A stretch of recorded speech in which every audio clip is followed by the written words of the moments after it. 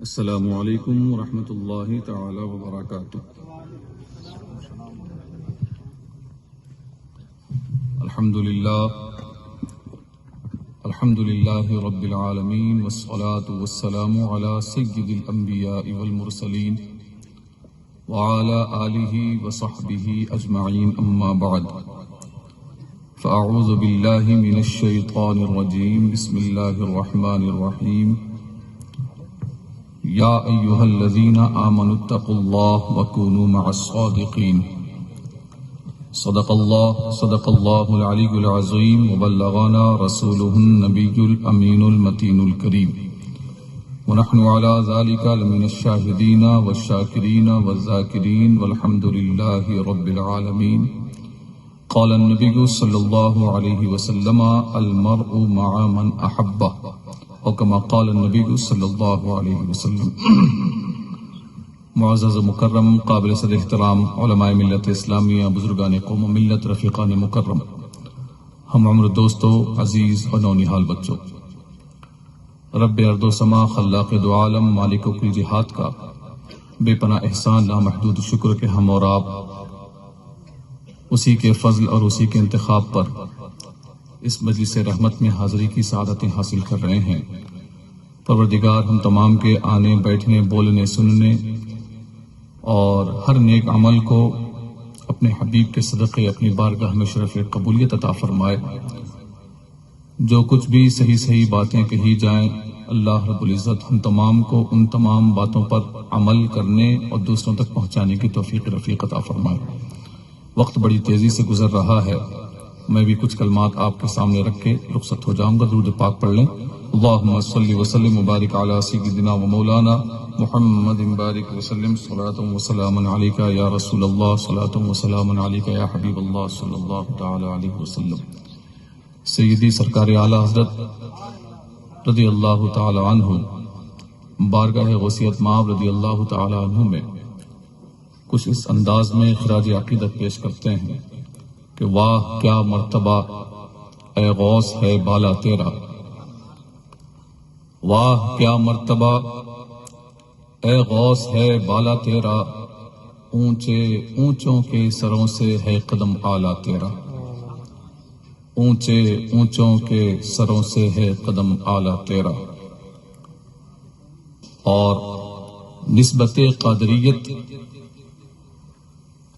کا اظہار کرتے ہوئے بطور تمثیل آپ یوں عرض گزار ہوتے ہیں، یا غوث اعظم کیا دبے جس پہ حمایت کا ہو پنجہ تیرا، کیا دبے جس پہ حمایت کا ہو پنجہ تیرا، شیر کو خطرے میں لاتا نہیں کتا تیرا، شیر کو خطرے میں لاتا نہیں کتا تیرا۔ آج ہم اور آپ سرکار غوث پاک رضی اللہ تعالی عنہ کی ذات مقدسہ سے نسبت رکھنے والی اس مجلس مغفرت میں حاضری درج کروا رہے ہیں۔ سرکار غوث پاک رضی اللہ تعالی عنہ کی حالات زندگی ہم اور آپ مختلف مواقع پر مختلف افراد سے سنتے سناتے رہتے ہیں۔ ایک چیز میں آپ کے سامنے آج عرض کرنے کی کوشش کروں گا، سرکار غوثیت مآب رضی اللہ تعالی عنہ سے اور دیگر اولیاء کرام سے جو ہم اور آپ نسبتیں رکھتے ہیں، ہر ایک کا مشرب الگ الگ ہوتا ہے۔ ہمارے درمیان ہی بہت سے ابا سلسلہ قادریہ سے منسلک ہوں گے، کوئی سلسلہ چشتیہ سے، کوئی سہروردیہ سے، کوئی نقشبندیہ سے۔ ہر ایک کا مشرب اپنے اپنے انتخاب پر رہتا ہے۔ کوئی سلسلہ عالیہ قادریہ کو زیادہ پسند کرتا ہے، کوئی سلسلہ چشتیہ کو، کوئی سلسلہ سہروردیہ کو، کوئی سلسلہ نقشبندیہ کو۔ یہ جو مشارب ہیں، یہ جو مشرب ہیں، ہر ایک کے الگ الگ مشرب ہیں، یہ ایک طرح کی نسبت کا ذریعہ ہوا کرتے ہیں۔ اگر ہم اپنے آپ کو قادری کہتے ہیں تو اس کا مطلب یہ ہے کہ ہم اور آپ کو سرکار غوثیت مآب رضی اللہ تعالیٰ عنہ سے نسبت ہے، تب کہیں جا کر ہم قادری کہلاتے ہیں۔ کوئی اپنے آپ کو چشتی کہتا ہے، کہلواتا ہے، لکھتا ہے، لکھواتا ہے، تو اس کا مطلب یہ ہے کہ سرکار خواجہ غریب نواز رضی اللہ تعالیٰ عنہ سے اس کو نسبت حاصل ہے۔ ایسی دیگر اولیاء کرام سے جنہیں نسبتیں حاصل ہوتی ہیں، ان اولیاء کرام کی جانب نسبت رکھتے ہوئے ایک اسم نسبتی اپنے نام کے ساتھ لاحق کر دیا جاتا ہے۔ تو ہم اور آپ یہ جو نسبتیں رکھتے ہیں، چاہے وہ نسبت عبدیت ہو، چاہے وہ نسبت عشق ہو، چاہے وہ نسبت مشربی ہو، نسبت عبدیت بندے اور رب کے درمیان کی جو نسبت ہوتی ہے، یہ نسبت عبدیت ہوتی ہے۔ نسبت عشق، جسے ہم اور آپ اپنی زبان میں نسبت عشق کہہ لیتے ہیں، حالانکہ جو حقیقت ایمان و جان ایمان یہی نسبت ہوتی ہے، اور وہ ایک امتی کی اپنے نبی سے جو نسبت ہوتی ہے، اس نسبت کو نسبت عشق کہہ لیجیے آپ۔ ایک ہوتی ہے نسبت مشربی، ہم جس پیر کی جانب منسوب ہوتے ہیں، اس پیر کی ذات کی جانب اپنے آپ کی نسبت کو ہم اپنی زبان میں نسبت مشربی کہتے ہیں۔ رب اور بندے کے درمیان کی نسبت مختلف آپ بیانات سنتے رہتے ہیں کہ وہ رب ہے، ہم بندے ہیں، ہمارا حقیقی تعلق اسی کی ذات سے ہے۔ ہاں، اس تعلق کو برقرار رکھنا اور اس کی رضا کے مطابق اپنے تعلق کی حفاظت کرنا ہر بندے پر امر واجبی ہوتا ہے، ہر بندے کے لیے ضروری ہوتا ہے۔ ایسی نبی محتشم صلی اللہ علیہ وسلم سے اپنی جان، اپنے دل سے نسبتیں قائم رکھنا اپنے ایمان کی حفاظت اور سلامتی کے لیے ضروری ہوتی ہے، اور ایسی اولیاء کرام سے نسبتیں رکھنا اپنے عقائد و افکار و نظریات کی حفاظت کی ضامن ہوا کرتی ہے۔ ہر کوئی اپنے آپ کو امت مصطفیٰ سے ایک بہترین فرد کے طور پر نمایاں انداز میں پیش کرتا ہے۔ ہر کوئی بولتا ہے بھائی کہ میں بھی حضور ہی کی امت ہوں، میں بھی حضور کو مانتا ہوں۔ ہم بھی کہتے ہیں، وہ بھی کہتے ہیں، ہر کوئی دعویٰ دار ہے عشق مصطفیٰ کا، لیکن اس کا دعویٰ کہاں تک اس کے حق میں ثابت ہوتا ہے، اس کو کھنگالنے کے لیے پہلے اس کی نسبت مشربی کو کھنگالنا پڑتا ہے۔ پہلے یہ تو دیکھا جائے نا کہ جو حقیقی معنوں میں وارثان انبیاء ہیں، میں نے اس سے پہلے خطاب میں نے عرض کیا تھا، یہ جو ہم علماء کرام ہیں، یہ ہم وراثت علوم مصطفیٰ کے دعوے دار تو ہیں، اور اللہ نے اپنے حبیب کے صدقے ہمیں وراثت مصطفیٰ سے کچھ حصہ ضرور عطا فرمایا، لیکن حقیقی معنوں میں وراثت مصطفیٰ کے حقیقی علم بردار یہ اولیاء کرام ہوا کرتے تھے۔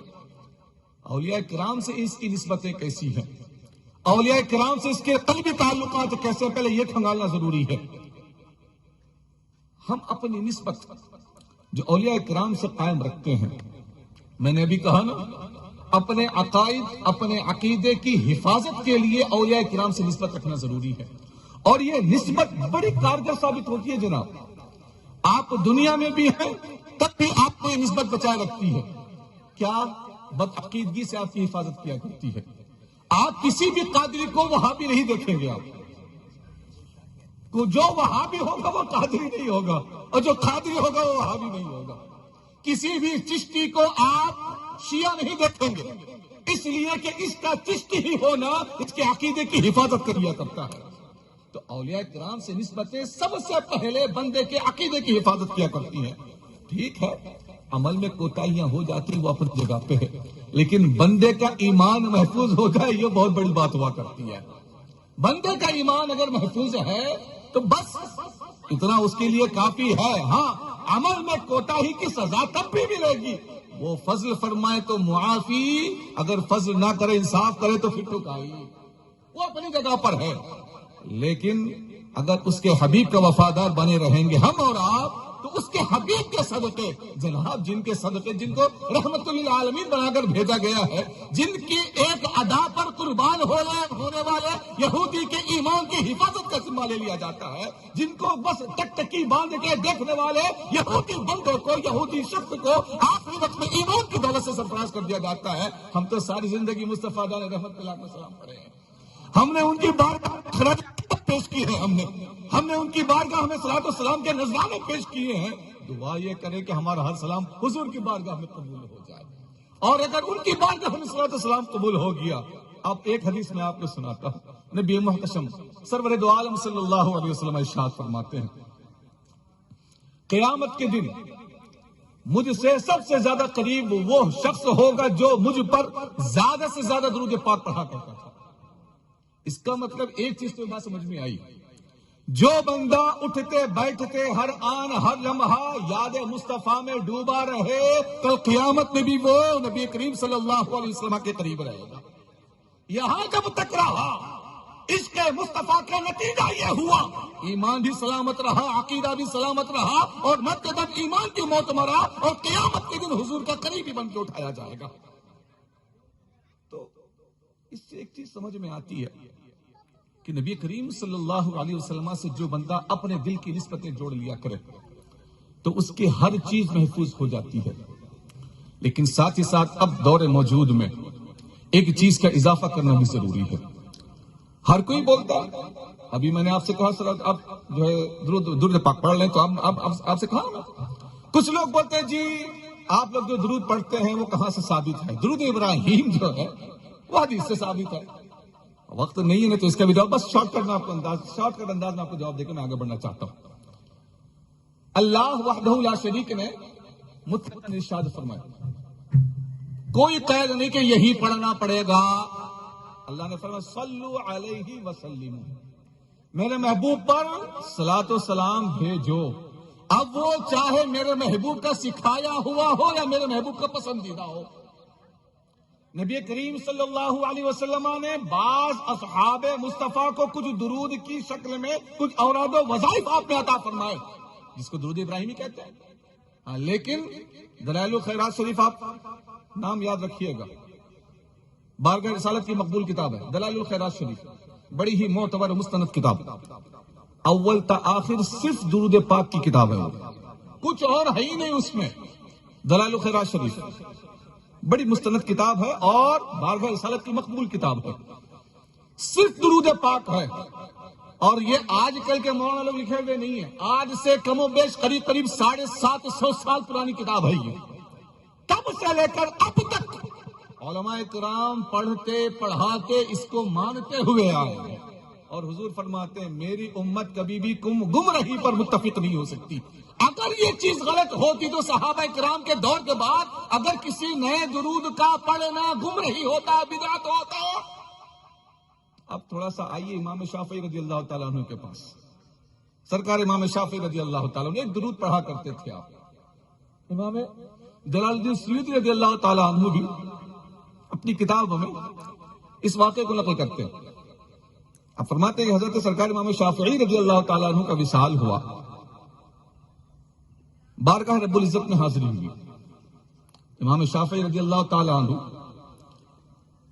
آپ تبع تابعین کے زمرے میں یا ان سے نیچے کے زمرے میں آتے ہیں۔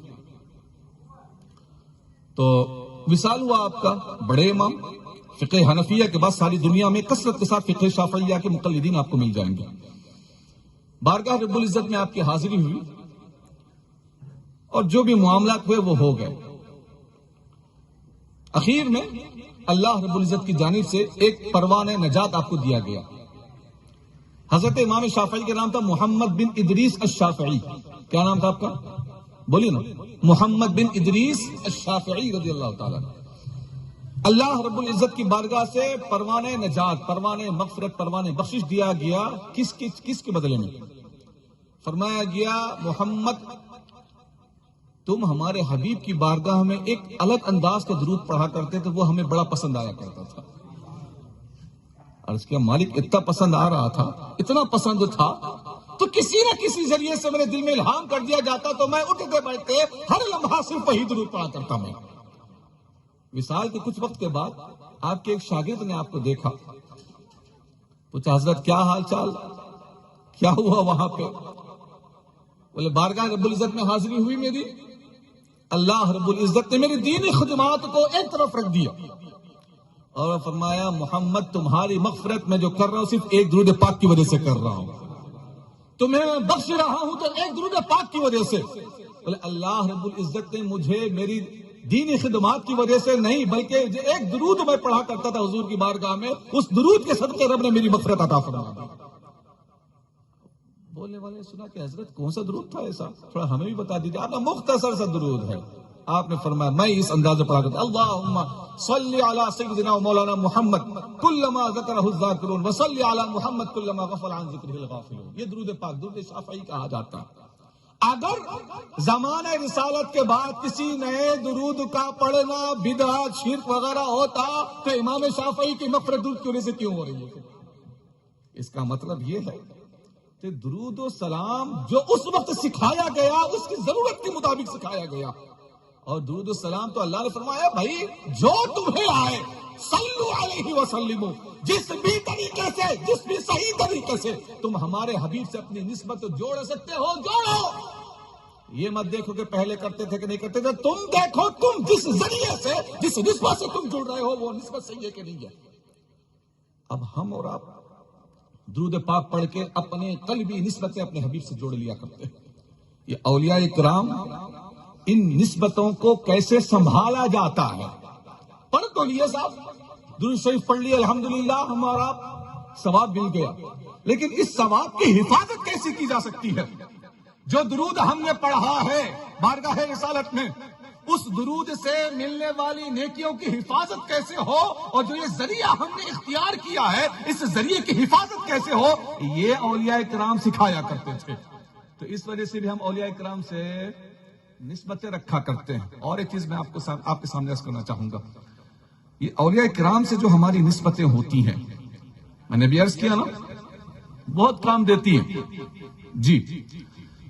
خصوصیت کے ساتھ سلسلہ عالیہ قادریہ میں جو حضرات بیعت ہوتے ہیں، سلسلہ قادریہ سے جو نسبت رکھتے ہیں، سرکار غوث پاک رضی اللہ تعالیٰ عنہ کا وہ فرمان مجھے بار بار یاد آتا ہے۔ سرکار غوث پاک جنہوں نے حالت وجد میں آپ نے جو کلام پڑھا تھا، جس کو قصید غوثیہ کہا جاتا ہے، آپ نے اپنے تعلق سے ارشاد فرمایا تھا، جس میں آپ نے فرمایا مریدی لا تخف اللہ ربی، مریدی میرے مرید مجھ سے اپنے دل کا سودا کرنے والے ڈرتا کیوں ہے؟ اللہ ربی، میرا رب اللہ ہے، تو چھوٹا ہے تو کیا ہوا، میں تو اس کی بارگاہ میں بہت بڑا ہوں۔ تو چھوٹا ہے تو کیا ہوا؟ سرکار اعلیٰ حضرت رضی اللہ تعالیٰ عنہ آپ فرماتے ہیں ایک دکان پہ فقیر پہنچا، اور فقیر نے دکان والے سے کہا دیکھ اتنا پیسہ دے نہیں تو تیری دکان گرا دوں گا میں۔ تو دکان والا تھا اے کیا گنجیڑی آیا یہاں پہ، ہو کرے گا میری دکان تھوڑی گرے گی، چل نکل نہیں دوں گا کچھ، چل۔ تو دیتا کہ نہیں دیتا؟ دے دے پیسہ جتنا مانگ رہا ہوں، ورنہ تیری دکان نیچے گرا دوں گا میں، بس یوں بولوں گا تیری دکان جو ڈھہ جائے گی، پوری منہدم ہو جائے گی۔ او بابا تیرے بھی سے دن میں بہت آتے، چل نکل یہاں سے۔ اتنے میں جو ہے ایک اللہ کے برگزیدہ بندے وہاں سے گزر رہے تھے، تو جاتے جاتے وہ رک گئے وہاں پہ، انہوں نے دکاندار سے کہا جتنا مانگ رہا وتہ دے نہیں تو تیری دکان حقیقت میں گرا دے گا۔ یہ کیا صاحب، تمہیں تو سمجھدار ہے، تمہیں تو سمجھداری کی بات کرو، یہ گنجیڑی یہ آدمی میری دکان گرایا گا، تو اس کو مت دیکھ۔ بزرگ نے کیا کہا، تو اس کو مت دیکھ، تو اس کی ظاہری حالت کو دیکھ رہا ہے، میں اس کی باطنی حالت کو دیکھ رہا ہوں۔ اس کی پیٹھ پر ایک اللہ کے برگزیدہ بندے کا ہاتھ رکھا ہوا ہے، یہ جو بول رہا ہاں یہ صحیح ہے، اس کی زبان میں تاثیر نہیں ہے، لیکن میں ہوا میں اس کے پیر کو کھڑا دیکھ رہا ہوں، جس سے اسے نسبت و ارادت ہے، جس پیر سے، اس پیر کو میں ہوا میں کھڑا دیکھ رہا ہوں۔ یہاں وہ کہے دیکھ، وہاں اللہ اس کے پیر کے صدقے تیری دکان نیچے گرا دے گا۔ تو نسبت رکھنے سے جو ہے بڑے فائدے ہوتے ہیں۔ اب اس کا مطلب یہ نہیں کہ ہم قاضی ہیں تو ہر ایک کی دکان پہ جا کے کرنا شروع کر دیں ہمارا، یہ نہیں، مطلب میں بتا رہا ہوں نسبت کا فائدہ۔ اور ایک چیز میں آپ کے سامنے رکھنا چاہوں، سلسلہ قادریہ میں ہم اور آپ جو بیعت ہوتے ہیں، سرکار غوث پاک رضی اللہ تعالیٰ عنہ کی نسبت کے صدقے بڑی بڑی بلائیں ٹل جاتی ہے جناب۔ ایک سرکار غوث اعظم رضی اللہ تعالیٰ عنہ کے مرید بارگاہ غوثیت میں حاضر ہے، اور اس کے حضرت کل رات بڑا مسئلہ ہو گیا میرے سے۔ بولے کیا ہوا؟ تقریباً الحمدللہ بالغ حضرات بیٹھے ہوئے، حضرت کل رات مجھے 70 مرتبہ بدخوابی ہوئی۔ بدخوابی سمجھتے ہیں نا، وائٹ ڈسچارج، 70 مرتبہ۔ ایک رات میں ایک مرتبہ ہو جائے تو صبح اٹھ نہیں پاتے ہم اور آپ، ایک رات میں 70 مرتبہ مجھے بدخوابی ہوئی ہے۔ حضور بات سمجھ میں نہیں آئی، اتنی مرتبہ تو کبھی کسی کو نہیں ہو سکتا۔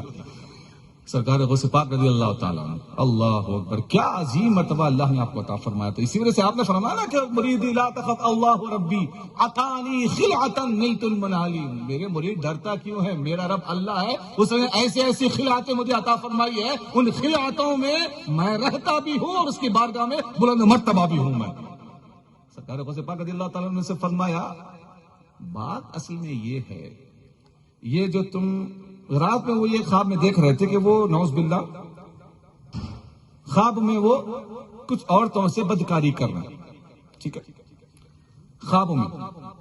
بہجت الاسرار شریف کا حوالہ دے رہا ہوں آپ کو سامنے، جی بڑی مستند کتاب ہے، ہاں النگ تھلنگ میں سمجھ لینا. تو بولے کہ بات اصل میں یہ ہے، یہ جو تم خواب میں دیکھے نا وہ حقیقت میں ہونے والا تھا. جو خواب میں تم دیکھ رہے ہو 70 مرتبہ جو تم غلط کام کیے ہو خواب میں، وہ حقیقت میں ہونے والا تھا. لیکن تم تھے نا میرے مرید، تھے نا میرے مرید. اللہ رب العزت نے میری نسبت کے صدقے جو حقیقت میں ہونے والا تھا اسے خواب میں ٹرانسفر کر دیا. جو گناہ تم سے ہونے والا تھا اللہ نے تمہاری مجھ سے نسبت کے صدقے میں جو حقیقت میں ہونے والا تھا اس کو خواب میں بدل دیا.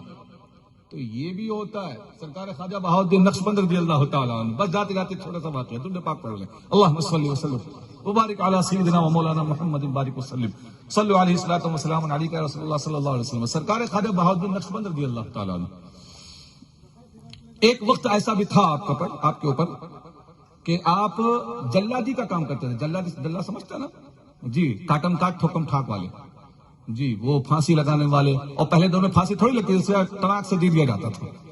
جی جلادی کا کام کیا کرتے تھے آپ. تو سلطان کے پاس، بادشاہ وقت کے پاس ایک مجرم کو لایا گیا. وہ شخص تھا لیکن اس کو مجرم قرار دے دیا گیا اور فیصلہ یہ ہوا کہ اس کو موت کی سزا دی جائے، اس کی گردن اڑا دی جائے. اب مجرم بیچارہ کیا کرے، وہ بس نیچے منڈی جھکائے، نیچے آنکھ نگاہ کیے ہوئے وہ چل دیا اپنی گردن اڑانے کے لیے. لے جایا گیا، جلاد صاحب کو بلایا گیا. تو حضرت خواجہ بہاؤالدین نقشبند رضی اللہ عنہ، یہ آپ کے مرید ہونے سے پہلے کے حالات، حضرت سرکار شمس الدین امیر کلال رضی اللہ تعالیٰ عنہ سے آپ مرید تھے، یہ حالات اس سے پہلے کے. اس مجرم کو لایا گیا اور جو بساط ہوتی ہے چمڑے کا ایک جو ہے بچھونا بچھایا جاتا ہے، اس کے اوپر پھر گردن ماری جاتی تھی، الگ الگ ہیں اس سے. رکھا گیا بندے کو. بھائی حضرت خواجہ بہاؤالدین نقشبند رضی اللہ تعالیٰ سے کہا بھائی ٹھیک ہے آپ اپنا کام کرو. آپ تلوار اٹھائے، سب سے پہلے آپ نے درود پڑھا. ٹھیک ہے بھائی، مجرم ہے، بادشاہ وقت نے فیصلہ کیا میرا کام بس یہ کام ہے، اڑا دینا. آپ نے تلوار لی، ٹناک سے اس کو دیا. تلوار آتی ہے یہاں مارتی ہے، واپس ہو جاتی ہے. گردن ہے کہ اڑتی نہیں ہے. ایک بار مارا کچھ بھی نہیں ہو، گردن آئی یہاں ٹکرائی، خاموش ہو گئی. جب یہ واقعہ میں پڑھ رہا تھا نا، یار یہ کیسے ہو سکتا ہے؟ ہاں اللہ چاہے تو بہت کچھ ہو سکتا ہے. واقع ابراہیم و اسماعیل ہمارے سامنے ایک بہت بڑی نظیر ہے. قربانی والے واقعہ سنتے رہتے نا. بہت کوشش کی حضرت ابراہیم خلیل اللہ علیہ نبی علیہ الصلوۃ والتسلیم کہ چھری چلے آپ کے بیٹے کے گلے پہ. چلی نہیں چلی، وہ چاہے تو سب کچھ ہو سکتا ہے. اللہ اکبر. پہلی مرتبہ مارنے کی گردن پہ یہی آتی ہے تلوار، رک جاتی ہے، گردن کٹتی نہیں. 3 مرتبہ آپ مار دیے، کچھ ہوا نہیں. اب پریشان کھڑے یار، پہلے بار میں تو ہر کوئی اڑ جاتا تھا، اس کو 3 مارا ہوں، گردن پہ آ کے تلوار رک جاتی ہے. آخر معاملہ ہے تو ہے کیا؟ آپ نے کام کیا، یہ تلوار ایسے مار ایسے سامنے آ گیا اس کے. دیکھیں تو کر کیا رہی ہے ایسا. جیسے ہی تلوار قریب آئے وہ اپنے پیر کو یاد کرتا تھا. یا امیر المدد، حضرت امیر کلال رضی اللہ تعالیٰ عنہ، جو بعد میں سرکار خواجہ نقشبند رضی اللہ تعالیٰ عنہ کے بھی پیر صاحب ہوئے. وہ جو ہے جیسی تلوار قریب آئے وہ کہے یا پیر المدد. اب وہ ہونٹ اس کے ہل رہے. تو آپ تلوار لا کے وہیں رکھے، بولے یہ تو بتا کہ تم بولتا کیا. 3 مرتبہ تیرے اوپر میں ٹرائی کر چکا ہوں لیکن تیری گردن ہے کہ کٹ کیوں نہیں رہی ہے. اس نے کہا حضرت میں کوئی بہت بڑا کچھ ہوں نہیں، ہاں جب آپ کی تلوار قریب آتی ہے تو میں اپنے پیر کو یاد کر لیا کرتا ہوں. تو پیر سے نسبت رکھنے سے بندہ موت کے گھاٹ اترنے سے بھی بچ جایا کرتا ہے.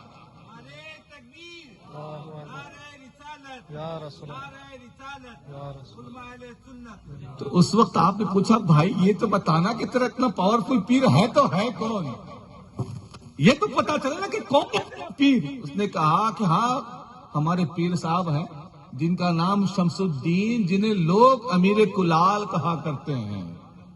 بولے تم ان کے مرید ہو؟ تو آپ نے کہا جو پیر سینکڑوں میل دور بیٹھے اپنے مرید کی جان کی حفاظت کر سکتا ہے, کل قیامت میں دوزخ سے ضرور مجھے بچائے گا. پیر بھی ویسا ہونا چاہیے, جبر گنجو جیسا نہیں. اگر ویسا طاقتور پیر, یہ سب جو بھی اعزازات ملتے ہیں نا صاحب, یہ من جانب اللہ پیران عظام کو ملا کرتے ہیں, جبکہ وہ اپنے جانوں کو گھلایا کرتے ہیں اس کی رضا حاصل کرنے کے لیے, ورنہ تو کچھ ہوتا نہیں. مولا کریم سے دعا پروردگار کہنے سننے میں ہونے والے ہر قسم کی شرعی غلطی کو خالص اپنے فضل و کرم سے معاف فرمائے. ہم تمام کی جو بھی نسبتیں ہیں پروردگار ان نسبتوں کو صحیح معنوں میں ہم تمام کو انجام دینے کی توفیق رفیق عطا فرمائے. استغفر اللہ الذی لا الہ الا هو الحی القیوم واتوب الیہ. اشهد ان لا الہ الا اللہ واشهد ان محمدا عبده ورسولہ وما علینا الا البلاغ. السلام علیکم ورحمۃ اللہ وبرکاتہ.